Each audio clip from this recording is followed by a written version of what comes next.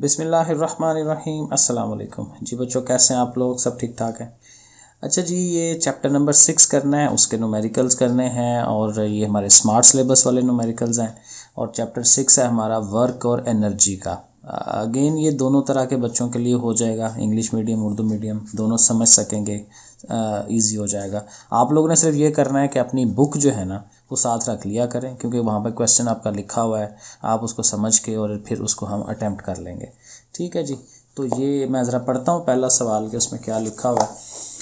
Okay 6.2 में लिखा हुआ है अ ब्लॉक वेइंग 20 न्यूटन। एक ब्लॉक है, एक चीज़ है हमारे पास और उसका वज़न है 20 न्यूटन। तो हमने साथ ही वज़न उसका W जो है वो लिख लेना है 20 न्यूटन। वज़न को, वेट को हम W से रिप्रेजेंट कराते हैं। Is lifted 6 metre vertically upward. उसको हमने लिफ्ट किया है, उठाया है 6 मीटर अमूदी ऊपर की तरफ। तो ज़ाहिर है ऊपर की तरफ जा रहा है तो वो उसकी हाइट बननी है, ऊंचाई। H = 6 metre. तो करना क्या है, calculate the potential energy. Potential energy find करें। तो इतना ये पार्ट जो है ये सवाल में से हमने लिख लिया। अब हमें नज़र आ रहा है कि पोटेंशियल एनर्जी कैलकुलेट करनी है, तो ज़ाहिर है पोटेंशियल एनर्जी का फार्मूला हमें लगाना है, वो हमें ज़ुबानी याद होना चाहिए। वो है mgh। ये फार्मूला, इसमें 3 ये चीज़ें आती हैं। लेकिन ये अगर आप गौर करें तो ये जो mg है ये भी किसी चीज़ का फार्मूला है। ये है W का, वेट। वेट जो है वो बराबर होता है मैस इंटू ग्रेविटी। मैस को ग्रेविटी से मल्टीप्लाई करें, वेट आ जाता है। तो ये जो mg है ये बेसिकली वेट है, उसको आप वेट लिख सकते हैं। और ये हम क्यों लिख रहे हैं, वो इसलिए लिख रहे हैं कि हमें जो वैल्यूज़ दी हुई हैं वहाँ पे वो W की वैल्यू दी हुई है 20। ठीक है, तो फिर हमें उस W की जगह 20 लगा देना है। और हाइट जो है वो है हमारे पास 6 मीटर, वो हम यहाँ लिख देंगे। सो 20 को 6 से ज़रब देंगे, 120 बन जाएगा और ये जॉल्स में आंसर आ जाएगा। सो इतना सा काम है, फार्मूला आता हो और mg जो है उसकी जगह हमने W लगा देना। ठीक हो गया, आगे चलते हैं 6.3 पे। अगेन सवाल पढ़ेंगे और साथ साथ उसको लिखते जाएंगे। उसमें से जो डाटा निकलेगा, जो मालूमात निकलेंगी वो हम लिखते जाएंगे साथ साथ। 6.3 है a car weighing 12 kilo Newton. अब कार है तो ज़ाहिर है बहुत बड़ी चीज़ है, तो उसका वज़न भी उतना ही ज़्यादा होगा। तो हाली 12 न्यूटन नहीं है, 12 किलो न्यूटन है, यानी 12,000 न्यूटन है बेसिकली ये। ठीक है, अच्छा इतना उसका वज़न है और उसकी स्पीड उसने साथ दी है, has speed of 20 metre per second. तो वेलोसिटी उसकी आ गई 20 मीटर पर सेकेंड। करना क्या है, किधर गया, फाइंड इट्स काइनेटिक एनर्जी। तो काइनेटिक एनर्जी हमें कैलकुलेट करनी है।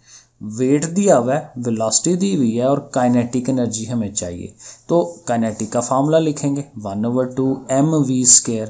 तो इसमें v जो आ रहा है वो हमारे पास है, m नहीं है। तो m को हमें कैलकुलेट करना पड़ेगा। ठीक है, तो m किससे कैलकुलेट होगा, w से, क्योंकि w जैसे हमने ये ऊपर कहा था वेट जो होता है वो mg के इक्वल होता है। तो अगर हमें m चाहिए तो g को उठा के हम इधर ले आएंगे, इधर मल्टीप्लाई हो रहा है, इधर डिवाइड होगा। तो m किसके बराबर हो जाएगा, W/g के। तो ये देखें हमने लिखा है कि m जो है वो W/g के इक्वल है। तो w की वैल्यू लगाएंगे 12 और g जो है वो 10 है, 10 पे डिवाइड कराएं तो 1.2 आ जाता है। ठीक है, अब ये 1.2 हम अपने आंसर उसके अंदर सवाल के अंदर इसको इस्तेमाल करेंगे। ये है ना हमारे पास, तो हम इसमें वैल्यूज़ लगाएंगे। 1/2 m की जगह पे 1.2 लिख लें, वेलोसिटी की जगह पे वो 20 है वो लिख दें। अब ज़ाहिर इसे हल करना है, कैलकुलेटर पास है हमारे, 2 से इसको डिवाइड करा लें 1.2 को, वो 0.6 आ जाएगा। 20 का स्क्वायर ले लें 400 और 400 को 0.6 से मल्टीप्लाई कराएंगे तो 240 आ जाएगा। और ज़ाहिर है ये जॉल्स में होती है एनर्जी, लेकिन ये याद रखें कि वेट आपका किलोज़ में था। ठीक है, तो किलोज़ में है तो ये जो एनर्जी आनी है ये भी किलोज़ में ही आनी है, 240 किलो जॉल्स आप उसको लिख दें। ठीक हो गया, ये हमारा 6.3। आगे चलेंगे हम ये आ गया 6.4 पे। सवाल पढ़ेंगे और फिर उसको साथ समझेंगे कि हमने क्या किया। 6.4 अ 500 ग्राम स्टोन है और उसका जो मैस है वो दिया हुआ है 500 ग्राम। तो ग्राम जो है ये छोटी यूनिट है, हमें इसको केजी में लिखना होता है। केजी जो किलोग्राम है वो स्टैंडर्ड यूनिट है इसकी। तो फिर ग्राम और किलोग्राम में किलो ज़ाहिर है 1000 है, तो 1000 का गैप होता है, तो 1000 से हम उसको डिवाइड कराएंगे। और डिवाइड क्यों कराएंगे, ज़रब क्यों नहीं दी हमने, क्योंकि आप छोटी यूनिट से बड़ी की तरफ जा रहे होते हैं। जब आप छोटी यूनिट से बड़ी में जाते हैं तो चीज़ थोड़ी रह जाती है, छोटी होती है, तो छोटी तभी होगी जब डिवाइड कराएंगे। तो बहरहाल याद ये टोटका रखें कि छोटी यूनिट से जब बड़ी की तरफ जाना है तो तकसीम कराते हैं, बड़ी से जब छोटी की तरफ आते हैं तो फिर वो ज़रब होती है। बहरहाल ये याद रखनी है चीज़ें। तो इसको आप करेंगे तकसीम, डिवाइड कराएंगे तो आपके पास आएगा 0.5 kg। ये मैथ आ गया। अब सवाल के अंदर उसने और क्या कहा है, उसको हमने थ्रो किया है ऊपर की तरफ with a velocity of 15 metre per second और 15 की वेलोसिटी से हमने ऊपर की तरफ उसे फेंका है। फाइंड क्या करना है, उर्दू में उसने लिखा हुआ है जी बुलंद तरीन मुकाम पर पोटेंशियल एनर्जी कितनी होगी। अब सिंपल सी बात है, जब हमने उस चीज़ को ऊपर की तरफ फेंकना है तो किसी ना किसी हाईएस्ट पॉइंट पे उसने पहुंचना है और फिर वहाँ से वापस आना है। तो जो बुलंद तरीन मुकाम हाईएस्ट पॉइंट उसका आएगा, वहाँ पे जाके उसकी जो एनर्जी है वो कितनी हो जाएगी। अब जाहिर है कि वो, अब देखें बड़ी एक इंटरेस्टिंग चीज़ होती है कि ये जो हमारी दो एनर्जियाँ हैं ना, काइनेटिक और पोटेंशियल, ये आपस में तब्दील होती रहती हैं। जब आप किसी चीज़ को फेंक रहे हैं ऊपर की तरफ तो उसमें हरकत है, मूवमेंट है, तो मूवमेंट की वजह से उसमें काइनेटिक एनर्जी होती है। लेकिन जो उसने हाइट पे जाना है उसकी वेलोसिटी कम होती जानी है, स्पीड, और कम होने से काइनेटिक कम होती जाएगी। जब काइनेटिक कम होगी तो वो कन्वर्ट होती जाएगी पोटेंशियल के अंदर, पोटेंशियल बनती जाएगी क्योंकि उसकी हाइट बनती जा रही है, जितनी ऊंची जानी है उसकी पोटेंशियल ज़्यादा हो जानी है। तो आहिस्ता आहिस्ता ये होना है कि जब उसने हाईएस्ट पॉइंट पे पहुंचना है, सबसे बुलंद तरीन जगह पे पहुंचना है, तो काइनेटिक उसकी सारी की सारी ज़ीरो हो जानी है और सारी की सारी पोटेंशियल हो जानी है। तो एंड मतलब ये है सारी बातें करने का कि बेसिकली आप पोटेंशियल फाइंड कर लें या काइनेटिक फाइंड कर लें, बात एक ही है। तो हमारे पास चूँकि एम भी है और वी भी है, और एम और वी इस्तेमाल होते हैं उसके अंदर, काइनेटिक के अंदर, उसके फार्मूले में, तो हम काइनेटिक का फार्मूला लगा के हम कहेंगे लो जी ये पोटेंशियल आ गई है। तो हम ये इसको लिखेंगे, काइनेटिक का फार्मूला लिखा, एम की जगह 0.5, वेलोसिटी की जगह 15 का हमने स्क्वायर ले लेना है। उसी तरह 0.5 को 2 पे डिवाइड कराएंगे, ये आ गया, और वो जो स्क्वायर लिया वो आ गया, दोनों को ज़रब दी तो ये आ गई।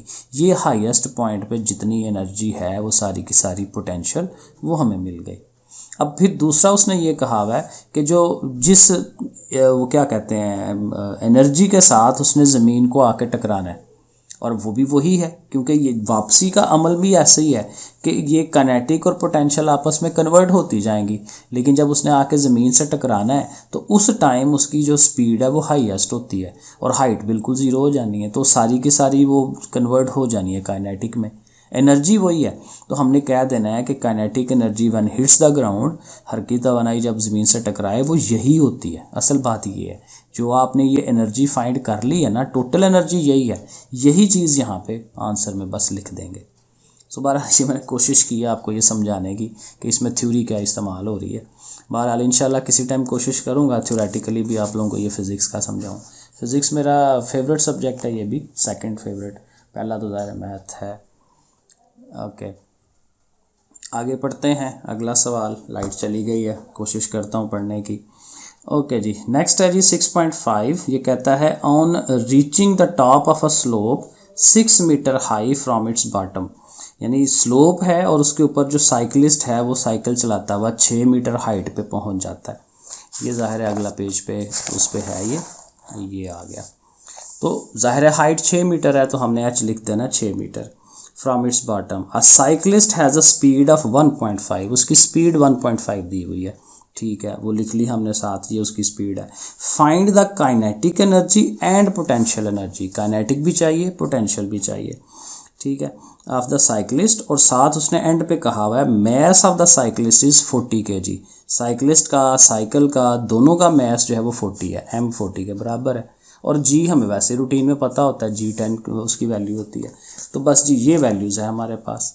अब ये बिल्कुल सादा सा सवाल है क्योंकि इसमें सारी मालूमात हमें दी हुई हैं, हाइट भी है, वेलोसिटी भी है, सारा कुछ है। तो जस्ट फार्मूले लगाते जाने हैं, वैल्यूज़ लगाती हैं। mgh पोटेंशियल एनर्जी का, m 40 है, g हमें पता है 10 है, हाइट उसकी उसने कहा है 6 मीटर तक वो जाता है, और तीनों को ज़रब दे दें, दैट्स इट, 2400 जूल्स आ जाएगा। और काइनेटिक के लिए हमने वो mv² लगाना है, तो मैस की जगह m की जगह 40 आ गया, v की जगह पे 1.5 जो उसकी वेलोसिटी है, और ऊपर स्क्वायर है, स्क्वायर लें उसका 2.25 आएगा, और उसको फिर ये 2 से डिवाइड कराया ना 40 को, 20 आ जाता है, तो इन दोनों को ज़रब दिला दें तो ये काइनेटिक हो जाएगी। तो ये है हमारा 6.5। आगे चलते हैं जी 6.6 पे। ये आ गया 6.6 और इसकी मैं आपको सवाल अगेन पढ़ के दिखाता हूँ। तो इसमें क्या है, a motor boat moves at a steady speed of 4 metre per second. Boat है, एक कश्ती है, ठीक है, इंजन से चल रही है और वो ज़ाहिर है पानी के ऊपर चल रही है, और उसकी जो स्पीड है वो उसने दे दी है 4 मीटर पर सेकेंड, और पानी आगे से जो रेजिस्टेंस दे रहा है, पानी का जो टकराव है, जो उसकी फ्रिक्शन है, वो दे रहा है 4000 न्यूटन की। ज़ाहिर है बड़ी चीज़ है तो बड़ी फ्रिक्शन उसकी आएगी, लेकिन जो कि ये न्यूटन में है तो ये बेसिकली फोर्स है, ताकत है जो लगनी है उसकी, क्योंकि जितनी फ्रिक्शन होनी है, रेजिस्टेंस होनी है, उतनी ही ताकत वो उसकी बोट की लगेगी। तो दोनों एक दूसरे के बराबर होते हैं तकरीबन। मसला सो बात ये हुई कि जितनी ये फ्रिक्शन है उसकी वाटर की, पानी की, उतनी ही फोर्स लगा रही होगी बोट, ठीक है। तो वो बोट की फोर्स भी वही है, क्योंकि उसको ओवरकम करेगी तो आगे जाएगी ना। तो बहरहाल ये 4000 न्यूटन फोर्स हो गई। फिर आगे क्या करना है, calculate the power of the engine. So basic काम ये है कि उसके इंजन की पावर हमें कैलकुलेट करनी है। अगेन पावर का फार्मूला W/T होता है। अब W क्या है, ये होता है वर्क डन। वर्क डन का फार्मूला, वर्क डन का फार्मूला है F/S।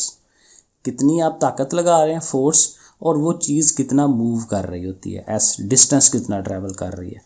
तो F/S/T। अब ये हमारे पास वैल्यूज़ हैं, लेकिन सवाल के अंदर सिर्फ हमारे पास F है, ठीक है, और साथ वेलोसिटी है। तो वेलोसिटी को बीच में लाने के लिए ना हमने ये करना है कि S और T को लैदा कर दें। और ये देखें, इसको अगर आप गौर करें तो ये वेलोसिटी का फार्मूला है, कितने टाइम में कितना फासला तय कर रहे हैं, यही डेफिनेशन है वेलोसिटी की, ठीक है। वो आप डेफिनेशन चेक करें तो S/T करें, वो वेलोसिटी हो जाता है। तो F और V आ गए सीधे सीधे। अब दोनों ज़रब खाएंगे और आंसर आ जाएगा। तो F की वैल्यू भी है हमारे पास और V की भी है, दोनों को हम ज़रब दे देंगे तो 4 4 16,000 वाट।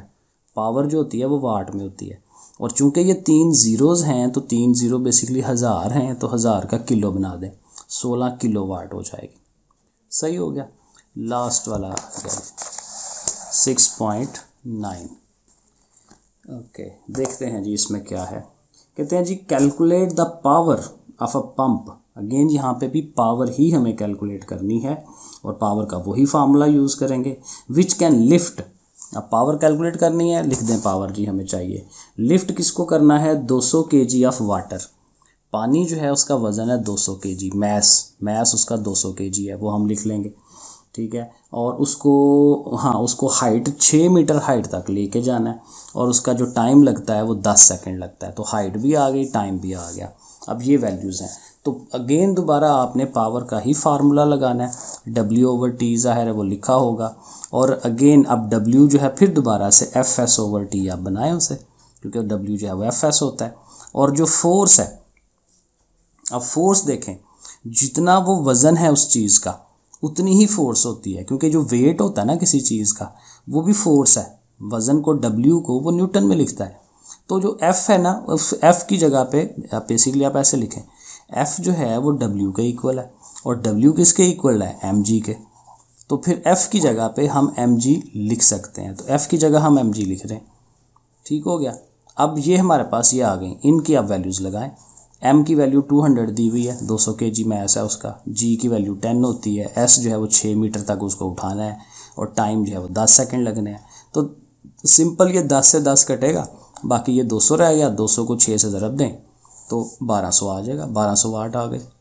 ठीक है जी, ये है जी काम छठे चैप्टर में, इसको कर लें। ठीक है जी, ओके, अल्लाह हाफिज़।